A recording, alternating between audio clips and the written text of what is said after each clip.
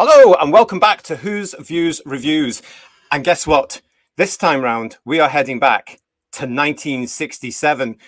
It's time to join not just myself, but the Whotastic panel as we open an icebox of delights and we discover the Ice Warriors.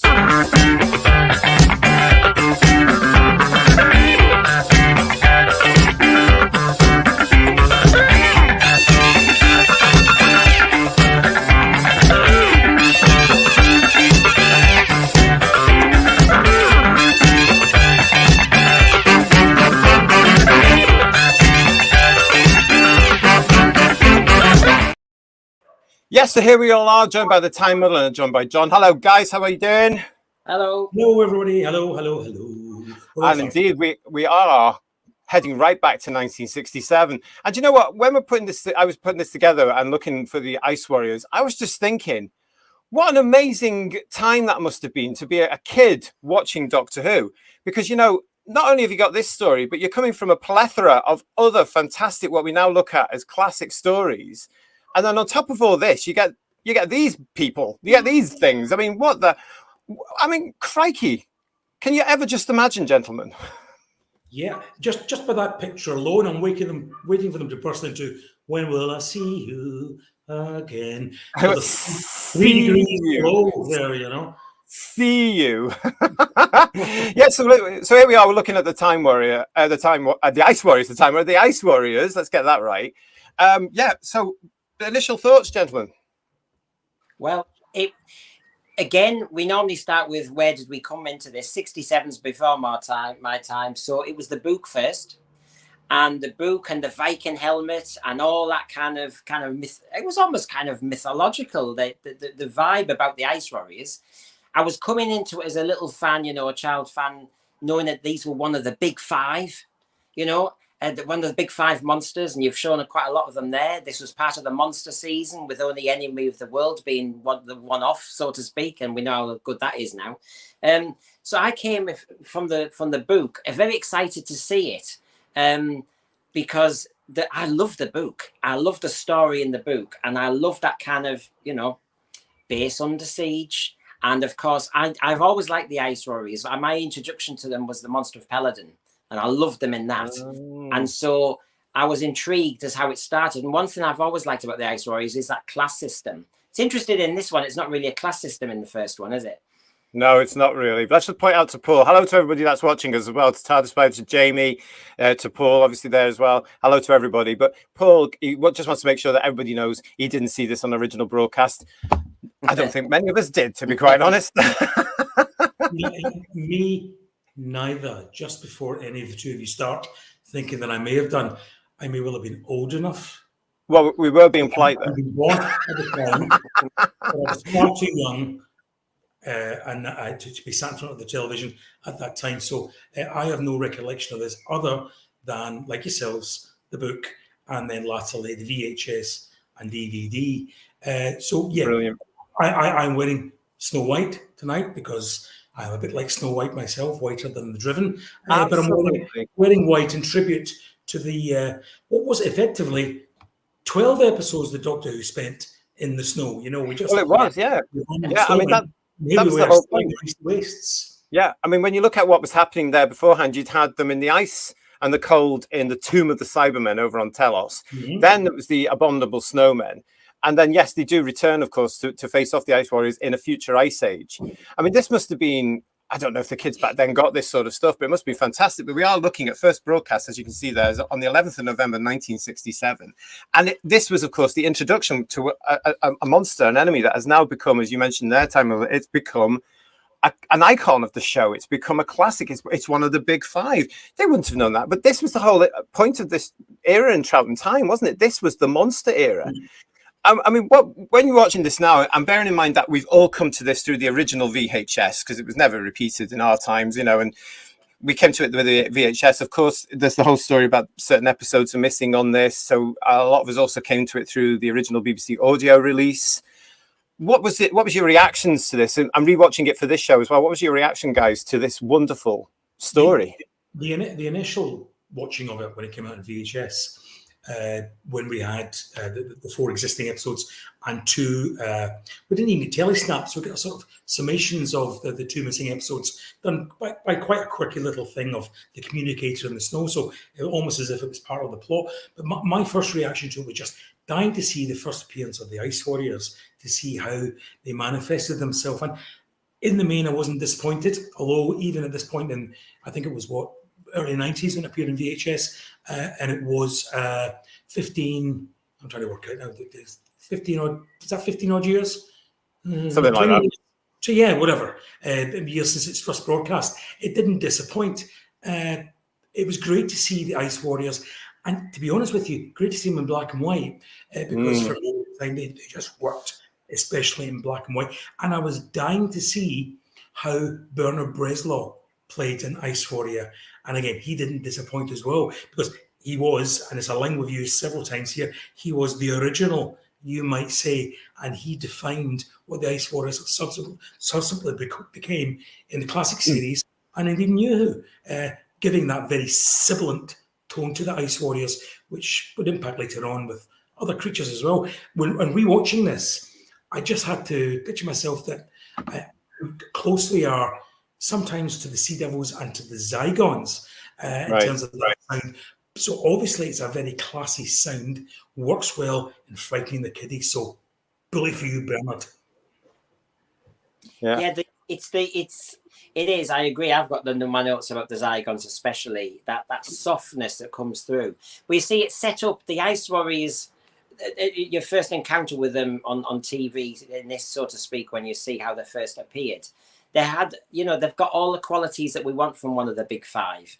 The Daleks are known for their voice as well as their shape. They punish, any failure. The characteristics are there. The Sontarans have a similar vibe regarding certain very strong characteristics. And with the Ice Warriors, you've got the way they speak, which is iconic and was easy to adapt and copy.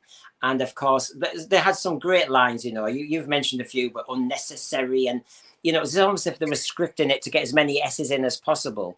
The sonic gun, the Daleks are famous for their sync plunger, but they have the sonic gun and the sonic cannon.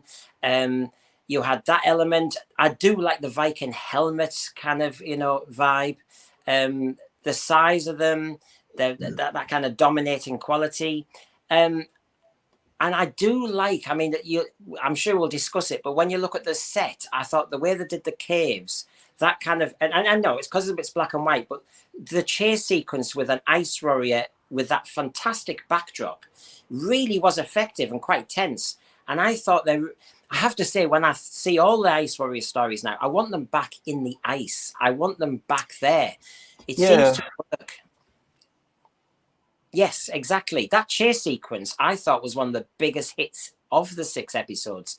I thought that was a really well executed chase sequence. It's interesting. Sorry, Brent. It's interesting you say you'd like to see them back on the ice, because it's effectively the location that determines their name. A bit like it's the character Walters calls them. It's a warrior found in the ice, so therefore he christens it an Ice Warrior. Yeah. And one of the workmen on the oil rig or whatever it was, the Sea Fort in the Sea Devils, refers to it as a Sea Devil, and the name sticks as well. So they're effectively not named as a race. Basically, the Martians, we find that out later. But Walters, the character, christens them the Ice Warrior, and throughout the story, they're just referred to as either the Warrior or the Warriors, plural.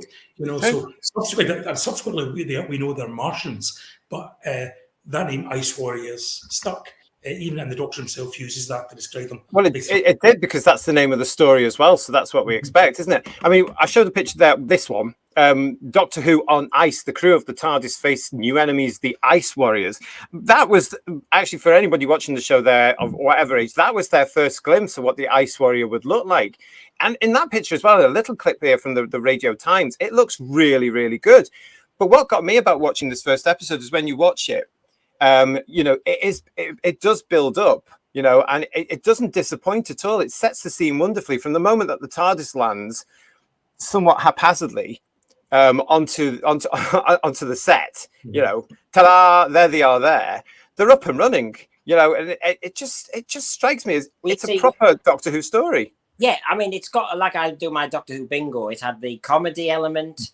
It helps the Patrick Troughton, Fraser Hines, Deborah Watling combination to start with a bit of comedy there, and what fun they would have had in that TARDIS at that position. You see, this story started even earlier than that. I thought, when they started playing around with the opening sequence and how they do the titles and that kind of chilling, slightly Star Trek original, the kind of, and then you have the discordant notes. I thought it was very effective. I know it takes up nearly a minute, including the music, to actually get to the story, but I think it establishes a real good mood. So, I mean, I think this season really sets it up very nicely. So you've got the chilling stills, you've got that female voice, which is very Star Trek-esque in an element. And let's just make it clear, though, that at this point, Star Trek hadn't really been on. It may have started in '66 in America, but it hadn't been on British TV quite yet. So they were ahead of their time again there. Yeah. And I think deliberately that music is designed to make you feel chilled and cold. It's this almost chills coming through the screen. Interestingly, it was only on rewatching. It's been several years since I looked at the Ice Warriors. There's a dog's barking in the garden. Forgive me if you can hear them. But it's been several years since I looked at it. And I had forgotten. I thought the Kerry Takano or the Millie Melba, whoever singing that, was on every episode, but it's just the first one. It just plays the little tune. It's similar to, we get a similar thing in The Seeds of Death when the Ice Warriors return. But that lovely operatic sound certainly sets you up with that chilling feel of, this is cold, this is going to set your teeth on edge, ready for an icy adventure, and it really works. So the amount of thought I think that went into the production on that side was extra special. Kudos to them. That was another thing I was going to say about the Ice Warriors being one of the icons and how we were introduced to them. The Daleks had a certain kind of sound effect and music. The Cybermen, early doors, from Tomb of the Cybermen onwards, have always had a distinctive, almost instrumental music back again with Earthshock as well. And here, it's the drumming, isn't it? Seeds of Death, Ice Warriors, it's the drumming that we associate with Ice Warriors. And so basically they had to have their talk, their vibe, their motivation, and you had, certain dialogue. You've got everything you needed for an iconic monster. The only one that out of the top 5 that doesn't fit that is that, I suppose, the Yeti, because it doesn't fit any of them. But yeah. Funny enough, sorry, Brendan. In terms of creating an iconic monster, I paid special attention this time round to the warrior, because he's in Varga's in Ice for most of episode 1, and it's only at the end do we see him. But it was still a work in progress, because the initial look of the Ice Warrior, the helmet had no base to it, and you see the frame, you see that moving chin so very clearly. And then episode 1, and it's only when we get to episode 2 and beyond you see they've actually changed their mind and they've given more of a helmet look to this, and that helps subsequently in terms of creating that iconic look for the Ice Warriors, because we're not quite sure about what the creature inside looks like, rather than this just being the head. So it proves that even as the show was going on air, they still hadn't made their mind up, and it was great to see that the choices they made were good ones. Absolutely. Which led to the longevity of this particular. It was good as well for the actors, because of course it was far more comfortable, isn't it? I mean, you mentioned in there that these became iconic. I was watching this back, obviously, for this show, and I was looking at this thinking, obviously we now know that the production team, led of course by producer Ennis Lloyd and the script editor Peter Bryant, were looking for more popular enemies, because the Daleks weren't getting used. The Cybermen were on their way up there. They needed more to actually be in that. I don't know there was no way they could have known that they would take off the way they did, and they would be popular enough to warrant a sequel, as it were, later on in Troughton's run. They couldn't have possibly have known that. But what was going on there is, it was very clever, because obviously they went to Brian Hales and they must have said to him, surely, look, we're looking for another big bad. What do you think? And he came up with them, didn't he? Yeah, absolutely delivered. Yeah, that's maybe not the best Ice Warrior on the left. So, no, it's not really. That's one of the original.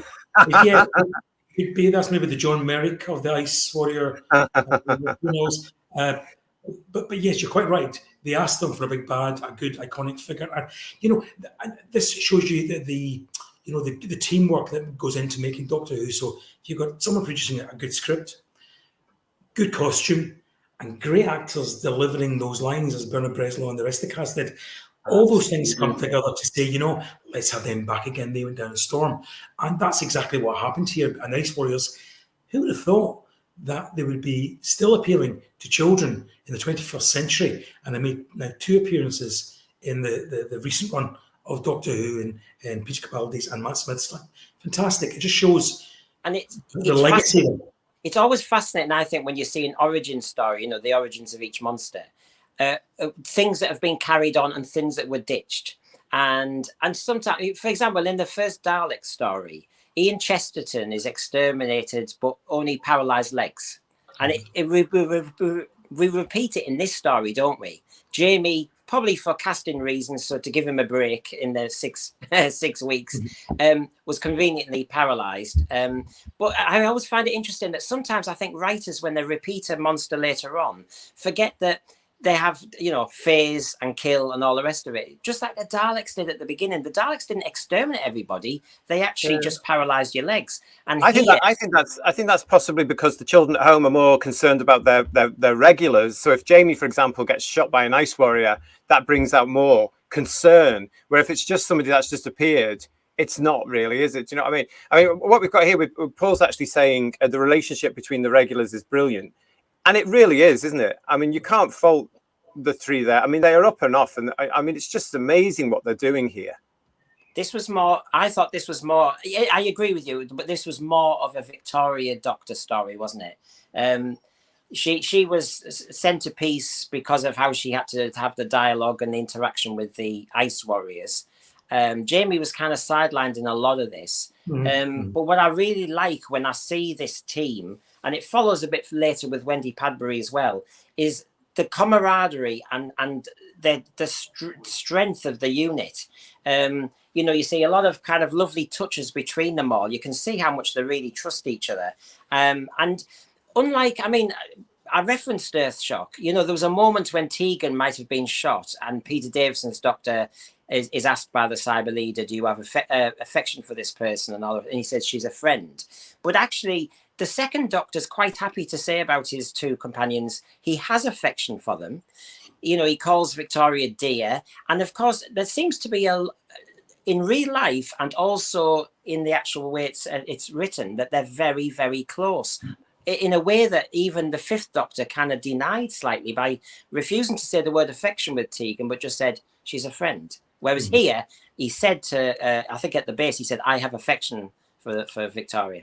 I like that, though, because it shows that through something like the Ice Wars and stuff, the character of the Doctor may have actually learned that his friends can be his Achilles heel. He can be his weakness in a sense, because an enemy, when they click to the fact, oh, you are attached to these people that are traveling with you, will get them to hurt you or put you into our way. The Ice Warriors aren't that clever, though. And of course, this is their first encounter with the Doctor.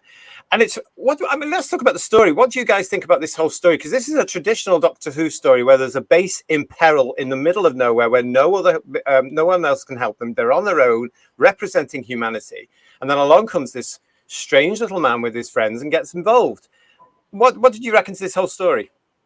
I think it was probably overlong, but then again, most of them were then, and that they weren't meant for sort of binge watching the way we watch now.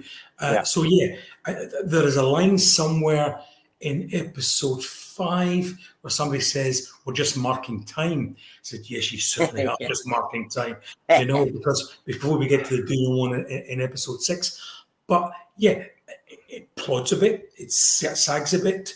Padded, yeah. The story is very generic. We got into that stage where in Doctor Who, what it tended to be, all apart maybe from the following story, it tended to be the Doctor and Co arrive. There's a base, it's under siege. We get that when whatever's there's a monster.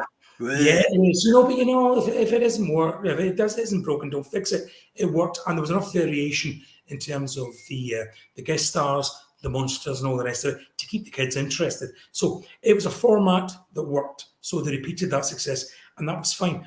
I just think perhaps for today's audiences, it's probably a little slow. And I would love to see if there was the money to do these things, to take the 6 episodes, edit them all together. Peter Davison's mentioned this before, and come up with a sort of if you like a TV movie. Oh yes. See what it looks like, Okay. because I still think that would hold better, for the modern age than those. And for us purists, we can sit and watch it for as long as we want, as often as we want. But just to see what that would look like, because I think if you take out all those or just marking time bits, then we probably have as good a story as you get nowadays. Do you know, I totally agree with that, because I'm watching this and in the middle it did start to sag. I'm starting to think, right, I'll go and put the kettle on. There are various elements of those middle episodes which are not totally relevant, and they just seem to be running around a lot, don't they? Not literally, but they are in the plot. The plot is that it would have been a stronger four-parter. But you're saying there as well, John, you're saying, if the money was there, they could. I mean, they can go back and they can actually watch this, and they can edit it down into a television movie and release it. And the potential for that sort of thing is actually there. That may well be the reason they managed to sell it to me for a fourth time. well, absolutely, it might be, and who knows? There could be a fifth on the way. You never know. As Doctor Who fans, we're not quite sure what's going to happen there. Paul says the Base Under Siege story's got a lot of flat, but they have great atmosphere. But also, I love Base Under Siege. I don't think we get enough Base Under Siege stories today. But if you think about it, back for the 60s, it was all the rage. It was all about Base Under Siege. It was about the whodunit type stuff as well. You know what I mean? And I just think they're magical. In fact, the nearest we've got today in this day and age was probably in Peter Capaldi's era. And that proved the point that they actually do work.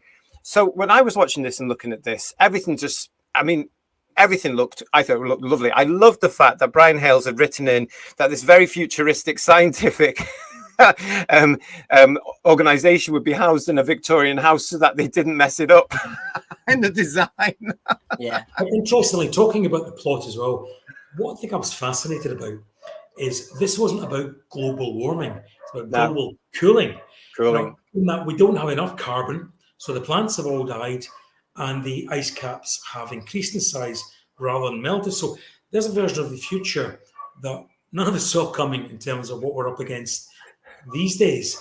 But it's fascinating to know there's still very much it's an upturned version of what apparently confronts the so-called climate emergency that we have today. So that was fascinating too. But back to the point about the Base Under Siege thing. Yeah. According to what I'd read about Ennis Lloyd, the producer, saying in an interview, was that was born of economic necessity, that they thought if they could build one huge, big, expensive set and set a lot of the action in that, then by investing the money in that and centering most of the action around it, they could make Doctor Who look a bit more expensive.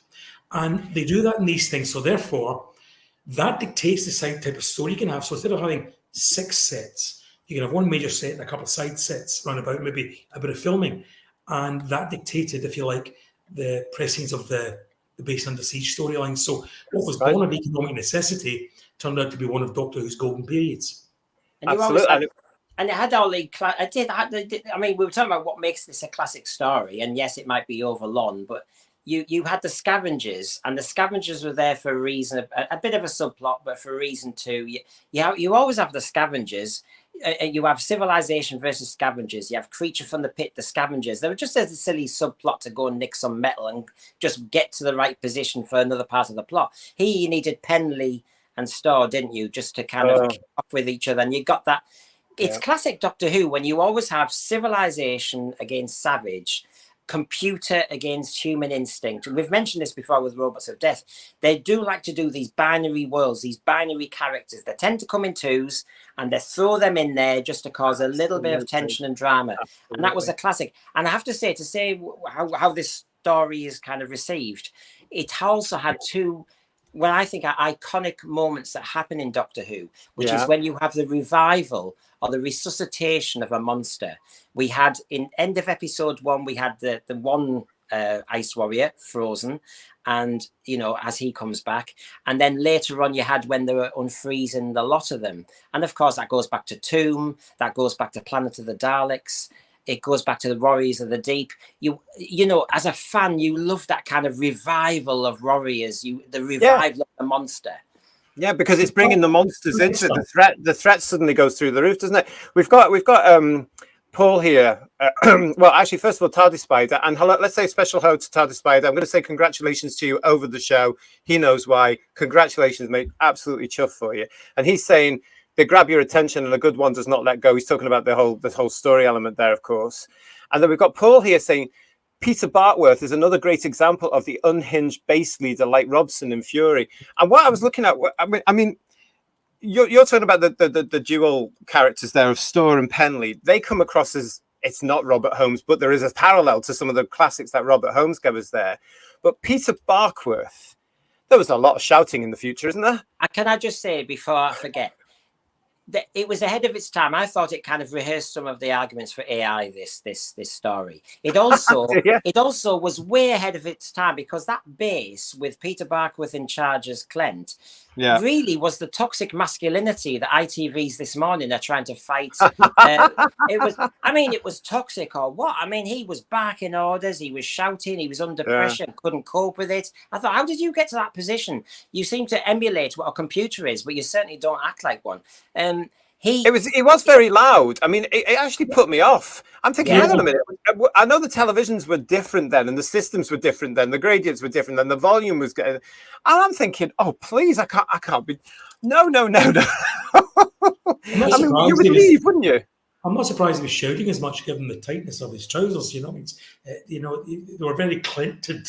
You know, I just both him and Miss Garrett, were we're trying to take these people seriously, and there they are, sort of dressed as though they're going to some sort of kinky party. Yeah, it didn't. I mean, I can understand designers try to predict the future and have fun with it, and that's fine. But it just didn't work for me. I'm sure we will see something like that though, because for me it's very 60s, and it all comes back again, doesn't it, Brendan?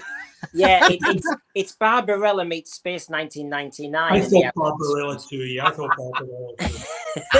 There's a bit. I also and I love the. I mean, because 60s sci-fi has, when you look back now, has some humor to watch because. This idea, based under siege, and we need to see they're in crisis. So we have lots of plonky music, and the pianist is freaking out. And then you've got somebody barking orders because that always sounds good. Somebody runs around with a clipboard, and because it was this kind of circular base centered around the sombrero-shaped computer in the middle, you had it was like a static Michael McIntyre's The Wheel. It was like you wait for it to whiz around because there were all of their little stations. It actually reminded me of a lazy Susan, those things that pass the dips.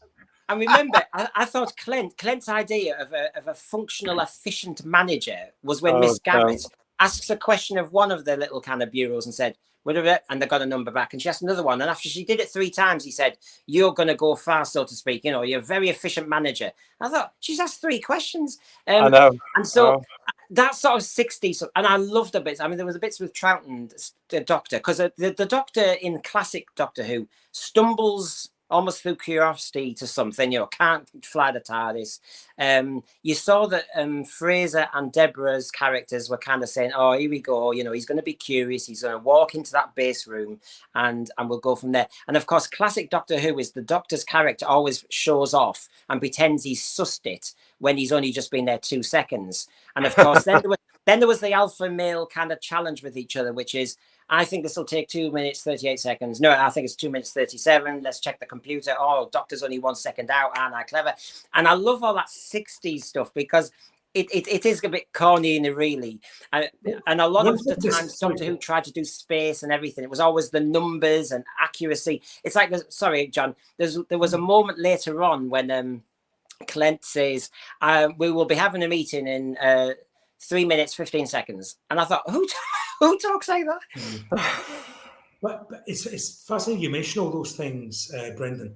But one thing this story had in common with Modern Who, in that the Doctor almost possessed the psychic paper because he was walked in and accepted almost immediately. There was no locking them up, them escaping, them getting back again. The Doctor's very much involved in the action fairly straight on. Yeah, and I like that. So there was, although the story's overlong and there's a lot of marking time goes on, it doesn't do it in the traditional sense, if you like. So I thought that was very refreshing in that the Clint accepts the Doctor's role after a couple of sort of fairly standard questions and accepts his role in it, and that's all done with by before episode 1 concludes. I think that's the beauty of Patrick Troughton's Doctor, though, because he doesn't like to be authoritarian, but by God, he's got it. You know, the hangover from the first Doctor is very much there. That's what he's got in common with his previous incarnation. So in the Ice Warriors, I think that's played beautifully. He comes in, he gets very impatient very quickly and goes, bang, bang, bang, bang, bang. You've got all this wrong. I know, I can see this just by looking. What you're doing about it. And then the poor guy has got no, you know, I mean, he's looking at this strange, the Doctor, he's looking at this strange person.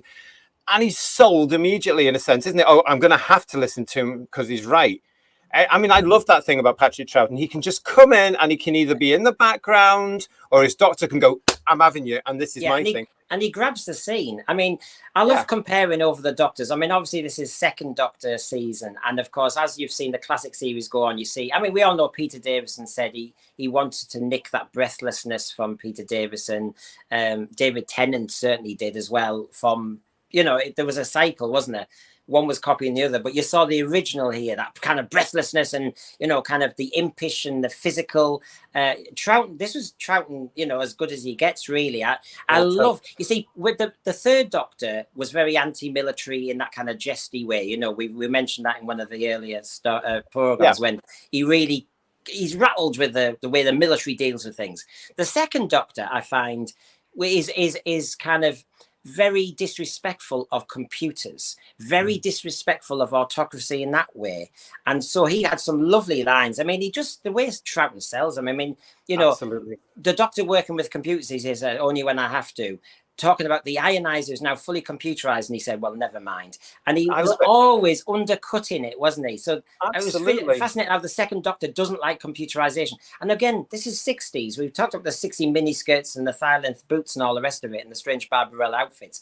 But they were picking on classic. I thought this was classic plot, hippie, free spirit versus rat race. Well, that's sorry, Ben, that's certainly in there, isn't it? And the second Doctor's distrust actually reflects what adults of that age, Patrick Troughton's age, would have been thinking about this whole revolution that was going on in the 60s. And wait until they got to the 80s and they saw it all coming to the front. But talking to the computer, Jamie's saying that he loved that computer. I have to say, it grates on me, that computer voice. Some of those voices from the 60s, whether it be the Cybermen, the early Cybermen, or this particular, it grates on me. I couldn't stand it. And it's surprising, actually, because, of course, the voice, as has been pointed out, and as we all know, is, of course, Roy Skelton, who did the voice for the Daleks. And he also did the voice for the Cybermen. And, of course, he did the voice for the most important fictional character in history, Zippy. Good old Zippy. Yeah, and that's it. But, you know, just to say, right, okay, my goodness, I couldn't. Oh, that voice, no, I couldn't. I thought it was quite... I mean, obviously, I know what Jamie's talking about. We know they say, like, if you squeeze bubble wrap, it's quite nice on the ear. There's certain nice, relaxing sounds. And I thought that the computer voice was like that, actually. It was an interesting take on computers, I thought. It sounded like somebody gargling. Yeah. What it didn't sound like Roy Skelton. You know, Roy Skelton has quite an identifiable voice. I mean, in a group of Daleks, you can pick out who Roy Skelton is. He just has that particular sound and timbre to his voice. But in this, playing the computer, I don't see it as Roy Skelton. I tend to side more with you, JT. That's not something I'm particularly for. It's very much a 60s idea of what computers will sound like. Absolutely. And nowadays, of course, if they sound anything at all, they just sound, you know, as in, you know, your sat nav or whatever it is. It sounds like whatever you wanted to sound like. But it's more likely to sound like Joanna Lumley, God love her, isn't it? You know, it's more likely to sound like her. I love this, of course, because when we get our friends from abroad watching us, TARDIS Spider's saying here, oh, that's Roy Skelton. This is the first out-of-character image I have ever seen of him. Well, there he is. And I can tell you as well, TARDIS Spider, I was lucky enough to have met Roy Skelton because he lived in and around the Brighton area. And he was a charming man. He really was lovely. And when he found out that I was a Doctor Who fan, we used to have these little, I've got them over there, the little talking Daleks from Product Enterprise. And we used to play Daleks together. And when he found out that I loved Zippy from a children's television show, of which that is Zippy there, the orange thing. We never quite knew what it was, but that's it. We used to talk Zippy together. So we used to go, oh, look, it's Dr. Bonds. And we used to he was a lovely man. We had great fun together. He was a fabulous man. So there you go. I'm glad that you've seen a picture of him now. That's wonderful. Even when he played a different character, like in Planet of the Daleks, you didn't see much of him there either, you know. So that's another show for you, TARDIS Spider. What is Zippy? We'll have to put something together and spend an hour discussing what Zippy was as well. But no, the brilliant thing about this, I mean, again, the whole thing seems to blend really well, I think, as well, because you've got all this. You've got these wonderful supporting characters that are coming through. You've got a main team. You've got the regulars that are just loving every minute. You can see this as well. But are there any downsides to this element here when it comes to the casting in this story, or any niggles that you guys have got when it comes to the regulars in this story? In terms of casting, in terms of the cast. Or just how the characters come across or anything like that. Because one thing that gets me about this, I'm going to be honest, and I loved her to bits, don't get me wrong, but Victoria gets on my wick in this story. Yeah, she's a bit whingy. She's very whingy. She's very childlike in certain aspects. And when the Doctor getting her towards the end, getting her to cry, and not even cry, but to boo-hoo, for want of a better phrase, you know, it undercuts the character. It doesn't make it great. That's the classic picture that you're showing there of her in screaming pose, you know. I mean, and I wouldn't be at all surprised if it was at this point that maybe Debbie Waterman saying, you know what, maybe I've screamed my last cheer. Is this what this part is all about? Is it going to be anything different? Wouldn't surprise me. A shame, yeah. I don't think they serve her particularly well in this, although her part is bigger than it is elsewhere in this. She's virtually screaming from one end of the story to the next. I agree with that. And just like when they dealt with Leela later, but they were cognizant that she was a savage and they played it into a lot of the script very well. Here, she's a Victorian.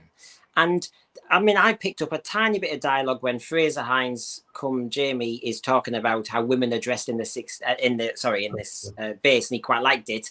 And of course, she said it was disgusting. We will now change the subject. And I thought the writers are cognizant of this. Use that more, because she's a Victorian, just like Jamie McCrimmon. Now and again, he has a bit of dialogue that he should be challenged by this. And we mentioned before with the Cybermen, you know, the Phantom Piper.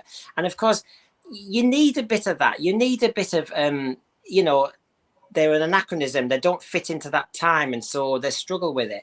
And where they executed it well with Leela, they missed a trick with Victoria here, considering she had a, you know, she had a dual role with the Doctor and the Ice Warriors in this one, and Jamie was kind of parked a bit. I always find it a shame when I watch the old ones. I always do. You can spot when somebody's on holiday. You know, it's like William Hartnell disappears in Celestial Toymaker and stuff like that. And you're going, oh God, you know, they're on holiday in Mallorca. And then you think, well, you know, Fraser Hines has been parked with these paralyzed legs for weeks, and they haven't got him a wheelchair or anything. It's disgraceful. So that's the problem when you've got these length of stories as well, isn't it? Keep it short. You know what I mean? Goodness me. I wonder if he put his leaving in time, or did he say, you know, I'm off on holiday for a week. Yeah, let's talk about. I mean, one of you guys mentioned him earlier before, but one of the big selling points back in 1967 was an iconic British actor. Of course, it was the introduction into Doctor Who of Bernard Bresslaw, and John, you were saying there that he's obviously originated what was to become the Ice Warriors leader here. But this was massive casting in there, because of course Bernard Bresslaw in the United Kingdom was known for the Carry-Ons, and at the time he was filming this, he was also filming Carry On Doctor, and that's a still of him with his character in Carry On Doctor. But Bernard Bresslaw, we do forget these things. This was a huge name. So we're talking constantly since the 80s and even today about stunt casting. This was 1967 style stunt casting. And it runs to the contrary, doesn't it? Because he's stunt cast, and I agree. I mean, I was really listening, especially this time. I was listening to see if I can get the resonance of his voice. Can I detect it's Bernard Bresslaw as opposed to somebody else? Or is it Sonny Caldinez who did the Monsters of Aberdeen? Yeah. Who he took more prominence then. And I can hear the Bresslaw. But of course, we've said this on a few times. I remember the Pteroleptals. He was an EastEnders actor. You know, East End and all the rest of it. And he was hidden behind all this latex. And yet again, brilliant casting. Bernard Bresslaw, partly for the size, but he's also a star. And he's hidden away. But I did get the voice. Can I ask you a question while you're talking about Bresslaw and the Ice Warriors? Yeah. The one interesting thing I found when I was watching Ice Warriors is the lack of matching, the twisting of the mouth, and it's not like you see a Cyberman for a while and you see his mouth move and it's exactly what he says. The mouth is twisting and it's not quite, the sounds don't quite fit that. But that's obviously deliberate because he's really gurning his mouth as he speaks, isn't he? He's desperately trying to move this latex or rubber. Yeah, true. That's what it is. He's just trying to manipulate the thing. But I don't think Bernard Breslow realised he was going to be so encased. He didn't. Because, as we said, even up until they started filming this thing, they hadn't settled on the look of the Ice Warriors. So I think it came as much of a surprise to him that he wasn't going to be seen. But then again, you can take that as a compliment also, because obviously they were so convinced in his ability to... I'm not so sure he did, you know. I remember... that he'd be happy enough to perform even behind all this latex and rubber and glass and plastic. I remember Debbie Watling saying... I remember Debbie Watling saying ages ago that it was an absolute shocker when Breslow turned up and was shown what he was going to wear, because they hadn't told him. He had absolutely no idea that he was going to be screwed into this big tortoise-type costume. And he didn't know until he saw the mask that he was going to be wearing a mask. They just did not tell them. But that does affect your performance. So you have to come up with some other way to say, hi, guys, it's me. And do you know what? Unlike Koo Stark last week, he still showed up and he still did the part, even though we weren't going to see Breslow. Just to relate back to something we said 7 days ago. Again, that was on our Attack of the Cybermen review. If you didn't see that one, go and have a look at it, because that's where we talked about that one. But I mean, absolutely. But you're quite right. But nonetheless, and because of that, I don't know the background to this, but it may well be he decided to give that sibilance and that whispering quality to the voice, which stuck and lasted. So as I said, way back at the start of this, sort of kudos to Bernard Breslow, because he may well have had a hand in making these the iconic. And does anybody know, because Bernard Breslow with the Carry On movies and that comedic presence, the one thing I was intrigued by with the Ice Warriors this time was the dastardly and muttly tee-hee at the end. And I just thought, well, is this a slightly comedic bit? Because it was done quite a lot in this one. It was all hee all the time from the Ice Warriors. And I wondered whether Bernard Breslow, as you were saying, John, is he bringing bits to this, or is that in the script? No, I think it was I think it was down to director and actor, from what I remember being told about this in conventions from the likes of Fraser and Debbie Watling and stuff. They came up with it in rehearsal because it was ice. And they were trying to find a character for ice giants, the ice Viking type thing, the ice warrior type element. And they were because they were limited in what they could do with the body, it had to be done through the voice. So to slightly cool it, and make it all, You have to remember, unlike Cybermen, they're not mostly robotic. They're living things, they're creatures with a bit of tech built into their armor. So therefore, the fact that the he is perfectly acceptable and perfectly understandable. They have emotion. They can show it, It just so later on will become a bit more lumbering and a bit more, well, they have to introduce the marshals later on. I love them. To give them, if you like, a bit more of a smooth gliding quality and make them more humanistic, if you like, in their representation. But nonetheless, to bring it back to Bernard again in the Ice Warriors, what he does do is he characterizes this part beyond all the latex, beyond all the rubber, beyond all everything that's going on, to give this a character. And as I say, good for him. Yeah, and we do have to actually mention here as well a fan favorite for many years. We do have to mention Sonny. So Sonny Coldenez makes his debut as an Ice Warrior in this story. Now this is his first of 4 appearances as an Ice Warrior, and he gets it immediately, doesn't he? But this gentleman was around for quite a long time. He's met an awful lot of fans from the different projects he was in here. This is obviously, a massive thing for him because he was a big guy as well. And that's him actually there behind Deborah Watling in these publicity shots. That's Sonny. And I just think that's wonderful. But to hear him talking about how the team came up with the Ice Warrior origins, how they all decided to do this, and then the reality of the fact is we couldn't blooming move our feet, we couldn't move our arms. It does take away that sort of element where actually you did have to work hard, didn't you? You had to come up with something else. But that's the classic Doctor Who as well, isn't it? Of the classic series, we mentioned some of the things that you are almost as part of formula, and this is the, you know, in Acton or wherever they were rehearsing, they're thinking, oh, we've got all these great ideas. Then they see the outfit, and then they realise there's limitations. I made a few notes as well. That although this is one of the big 5 monsters, we hit the same problem. Was the set designer talking to the costume designer, because that kind of vice-like grip they've got, and then when you see some of their levers and that they've got to do, never fits. It's like the sink plunger with some of the Dalek sets, and of course it's classic Doctor Who. Everybody's amazing with their creativity and on a really tight budget, but sometimes you wonder. Unlike nowadays, where I'm sure they all sit down, they get the tone meeting and everything. In those days, everybody had their own little empire and was busting their gut to actually produce something. And I don't think anybody, particularly the costume designers creating monsters, ever thought about the poor actor that was going to be into this. You know, pity those Cybermen, either be it the original ones or the ones in Earthshock. The idea of being bolted into these things as they were bolted into the ice water costumes would terrify me. And remember, once you're in that, I wouldn't want to be a man of a certain age, because once you're in that, you can't even go to the loo. You know, you that's can't. For the day probably. So, you know, medals all round for them to doing that, but they weren't ergonomically. They weren't designed with ergonomics in mind in terms of the most efficient way of doing this. So, it works, but it shouldn't work because they're actually stymieing a lot of what the actors can do in terms of the movements. And interestingly, one of the actors who appears as, I hate to bring it back to Attack of the Cybermen, but one of the actors appearing as an Ice Warrior this time round is Michael Atwell, who was a proto-Cyberman in Attack of the Cybermen that we discussed in a previous video as well. So he plays Isberg. They are real proper actors, encased in all this stuff, giving it their darndest. And that's probably why, as I say, the voice became so important to the portrayal of the Ice Warriors. That's why I think that, I mean, if you've got a good monster and it's a hit, do develop it. And of course, what they do is they bring in the Ice Lord and the Ice Marshal. And I think that's where Sonny Caldenez comes into his own, because you've shown a shot of him there as, I'll call him a basic working class Ice Warrior. And then I love him, obviously, in the Peladon ones when he's the Ice Lord. Yeah, sorry.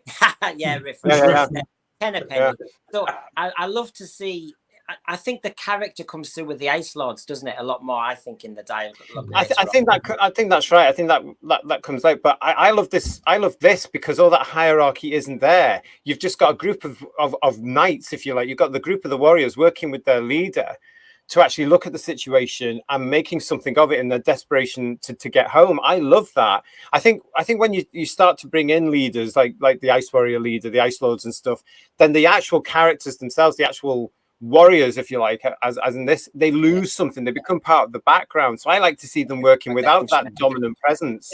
It's a bit of Davros and the Daleks again, isn't it? Once you've got absolutely, the others become foot soldiers and extras almost. Although, as you said, Sandy Caldenas gives a good fist in both of the Peladon stories of you know, I was with Lord Slayer. You know, there's a bit of Cornish to that Martian somewhere. That's when the Ice Warriors, I agree, later on become more of the brawn, and then you've got the kind of they're in the background. And and I understand that, but I can see why the development happened. I kind of, you see, the thing is, you've got to think of the kids. The kids are trying to work out which one's Varga. I know there were a few different shaped helmets to a degree, but you know, you want to know who's running the show. You want to know who's going to do what, and so I think you get that. I think it's more sensible to actually define for the kids very clearly rank order. Kids are attuned to rank order. They really are. Well, do you know what? I'm going to disagree with you on that, because when I was a kid, I didn't care. All I saw was a group of monsters. Like, you know, if the Ice Warriors had come on, example, I wouldn't have bothered with the leader. But, you know, like, I've compared it to Plants of the Daleks, when obviously one of the Daleks has to apologise almost for mucking up on the planet, and he gets exterminated. I love that seniority with the Supreme Dalek, so to speak, the Gold Dalek. And then, of course, here, you have an Ice Warrior almost being apologetic again for failing, but they said, we haven't got time to punish you.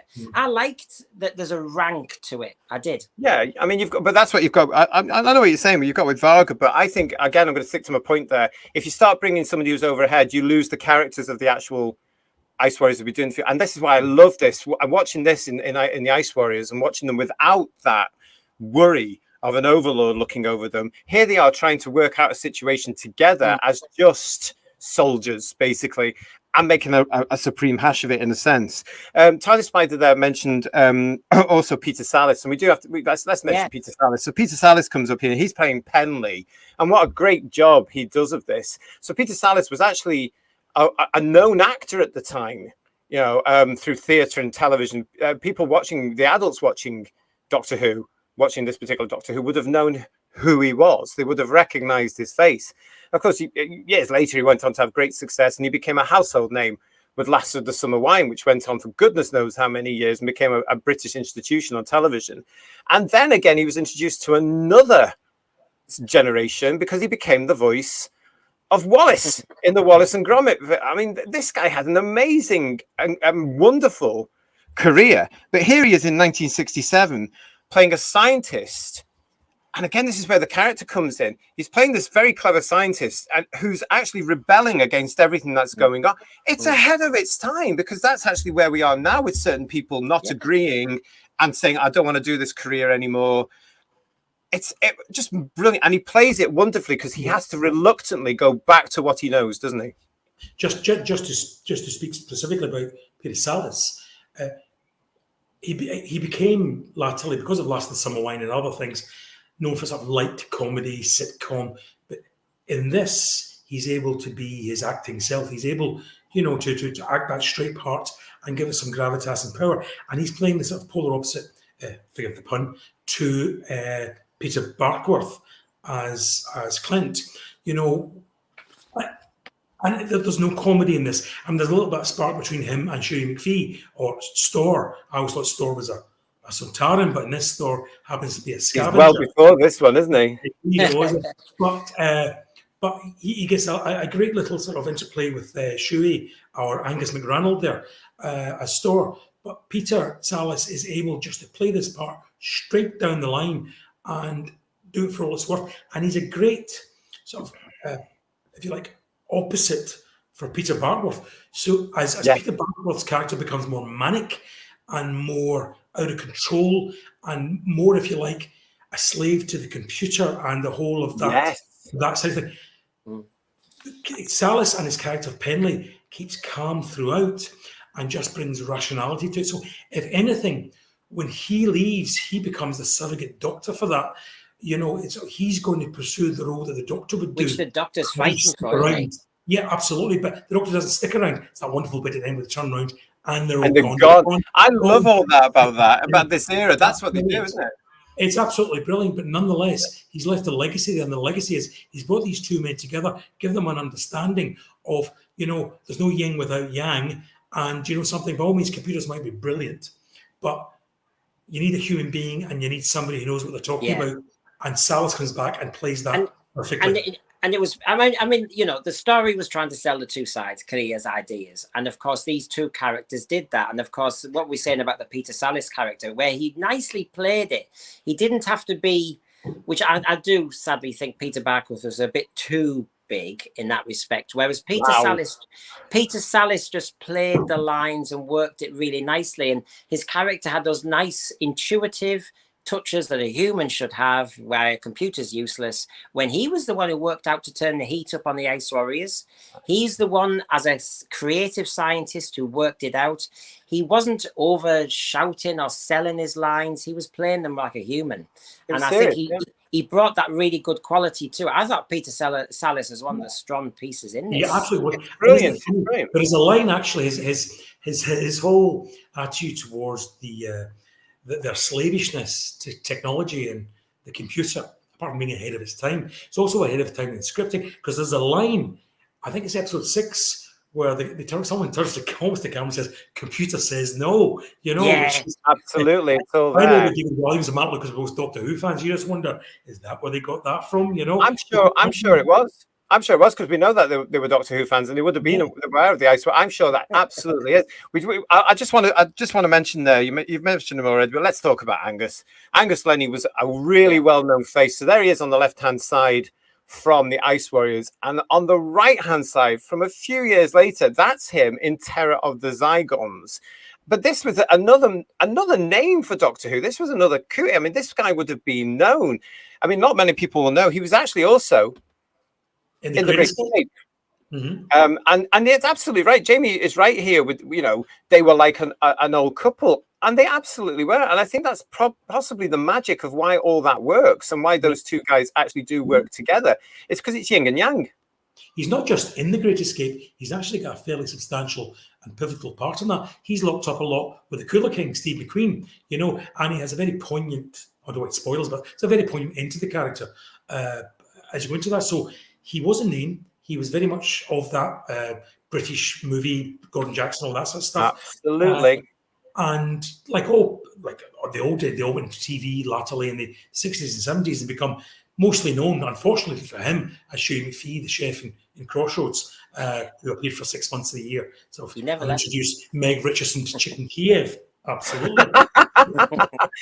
Yeah, that's from Crossroads. That was a very cheap soap that was there in Britain back in the day. Well, it's 60s and 70s, and I think the early 80s as well, wasn't it? Aye, Mrs. Mortimer, was a wee bit of Chicken Kiev there for you. He was there. He was absolutely there. It was so much.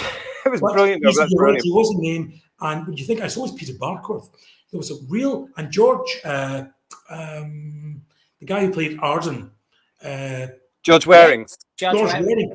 Again, another stalwart of British television. Yep. You know, went on to be Emily Bishop's of Coronation Street's bigamist husband, Arnold Swain, you know, in the future. Yeah. I mean, when you look at these... This is a huge cast and a very, very, if you like, you know, reliable cast. You know, to go to them and just say, over to you guys. I talked by Bernard Breslow throughout. It's just fabulous. If Doctor Who could get a starrier cast than that today with today's stars, my goodness, it would cost them a fortune. This is part of the reason why I always say that, you know, Doctor Who is classic British television on so many levels, because you just look at the people that worked on the show, you look at the casting of it, these gems of people who were either established in their career or about to be established in their career or in the middle of their career when it comes to those that are on screen on front of it, doing what they do best, acting. You know, they've all been in rep in those days. You know, they know each other. They're all working together. They're still doing movies. It's just a perfect time capsule, Doctor Who. And the Ice Warriors is a perfect example where that, when you come in, as I said earlier, today this would all be stunt casting, but back then it was just casting actors that could act and were reliable and could get this in the can very quickly. They did, and that's why maybe sometimes the Base Under Siege stories really work as well, because you build an ensemble cast, don't you? And you know, they've all done rep, and you're building a little company for a few weeks. And I think these actors will have been so used to that sort of thing. And then on top of that, you've got the main three who will welcome them and joke with them and make them feel at home. And I think the Base Under Siege stories work really well when you've got some real classic actors who will actually they know which buttons to press, they know what to do. It's quite an obvious scenario to be put into peril, bit of fear, bit of panic, and they can work that off. And you can just watch them, because they're all top actors or people who became top actors in their slightly earlier days.